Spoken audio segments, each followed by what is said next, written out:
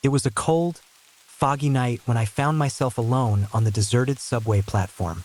The trains had stopped running hours ago, and the only sound that echoed through the empty station was the distant hum of electricity and the occasional drip of water from the ceiling. I had missed the last train home, and now I was stranded in this desolate underground maze.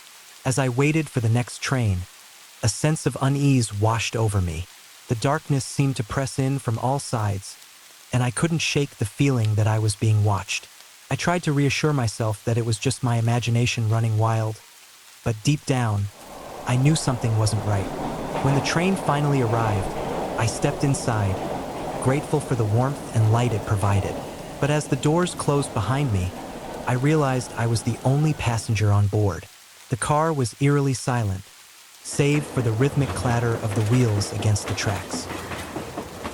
I took a seat near the back of the car and tried to ignore the creeping sense of dread that gnawed at my insides.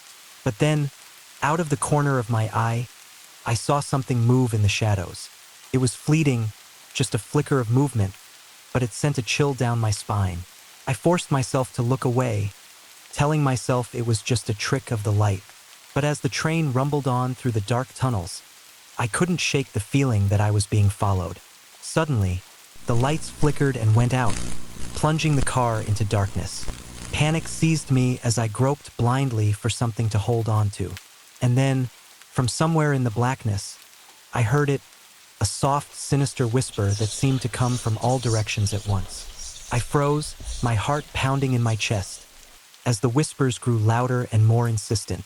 They spoke of things too terrible to comprehend, of ancient evils that lurked in the shadows of the subway tunnels. With trembling hands, I fumbled for my phone and turned on the flashlight, illuminating the car in a dim, eerie glow. But what I saw made my blood run cold. Figures, pale and ghostly, lurking in the corners of the car, their eyes glowing with malevolence. Terrified, I stumbled to my feet and backed away, desperate to escape the nightmare that had engulfed me. But no matter how fast I ran, the whispers followed, their voices growing louder and more frenzied with each passing moment. And then, just as suddenly as it had begun, it was over. The lights flickered back on, and the figures vanished into thin air, leaving me alone in the empty subway car. As I stepped off the train and onto the platform, I couldn't help but glance back over my shoulder, half expecting to see those ghostly figures lurking in the shadows once more. But the car was empty, and the only sound was the distant rumble of the departing train. I stumbled out of the station and into the cold night air, shaken to the core by the horrors I had witnessed in the depths of the subway tunnels.